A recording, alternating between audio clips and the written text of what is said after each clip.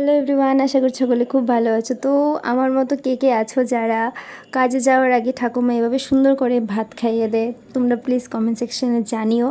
আর ওই দিন ছিল 14 তারিখ, আর 14 তারিখে আমার একটা মেহেন্দির বুকিং ছিল, তার জন্য আমি চলে যাচ্ছিলাম বৈরাগী বাজার।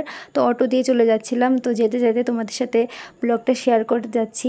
তো তারপর আমি চলে গেলাম মনীষাদের বাড়িতে, মানে আমার যে ব্রাইড ছিল ওর নাম ছিল মনীষা।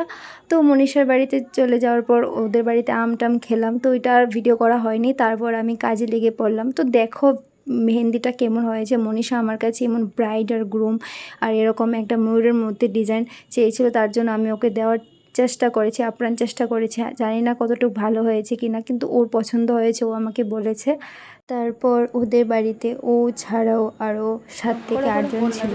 তো মনীষা কী করছিল, মনীষা যে লেবু আর চিনি মেশানো জল ছিল সেটা ও নিজে নিজে হাতে দিয়ে দিচ্ছিল, কারণ আমার কাছে আর টাইম ছিল না। ওদের বাড়িতে 7 থেকে 8 জন ছিল, তাদেরকে আমার মেহেন্দি করে দিতে হয়েছিল, তার জন্য আমি তো একাই গিয়েছিলাম। তো তারপর আমি বললাম মনীষা কিছু পোজ দাও, তারপর ও সুন্দর করে করে পোজ দিচ্ছিল। তো কেমন হয়েছে প্লিজ সবাই জানিও, ভুল ত্রুটি হলেও প্লিজ ক্ষমা করে দিও। আর তোমাদের যদি কারোর আমার মেহেন্দি পছন্দ হয়ে থাকে তাহলে আমার সাথে কন্ট্যাক্ট করতে পারো, ভালো ভালো ভিডিও দেওয়ার চেষ্টা করব।